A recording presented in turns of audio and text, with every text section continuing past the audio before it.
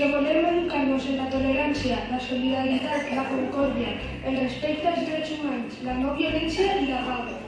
Moltes persones han treballat treballant per la pau. Enguany hem volgut conèixer un poc més a una d'elles, guardonada amb el Nobel de la Pau que el 2014 Maradona. Però a banda d'aquests treballs que ens queden un poc llunyans, cadascun de nosaltres podem contribuir a la cultura de la pau, saber resoldre els conflictes de manera pacífica i dialogant.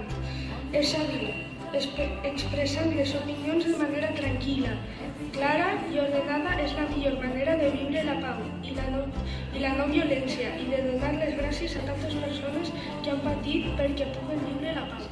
Començarem amb els xiquets i xiquetes de primària, que completaran el mural sobre Malala, llegint la resposta que al llarg de la setmana han buscat a la seva plaça. Malala és una xica jove i pakistaní.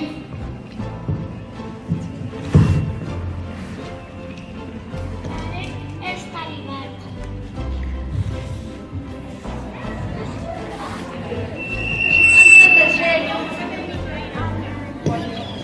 Quan li va passar? A Mingora el 9 d'octubre de 2012.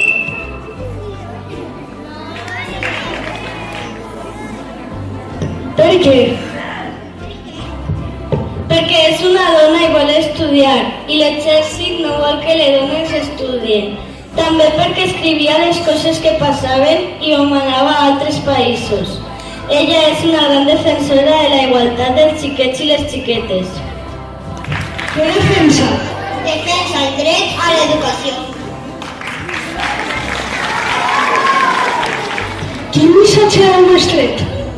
L'educació ha de ser valorada.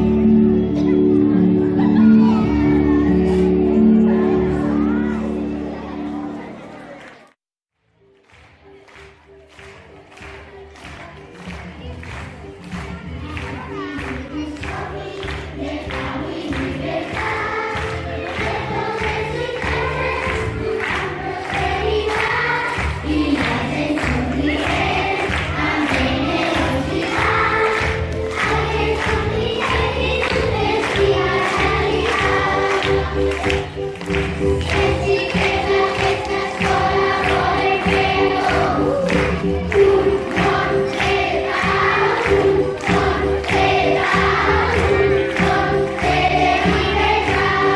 you.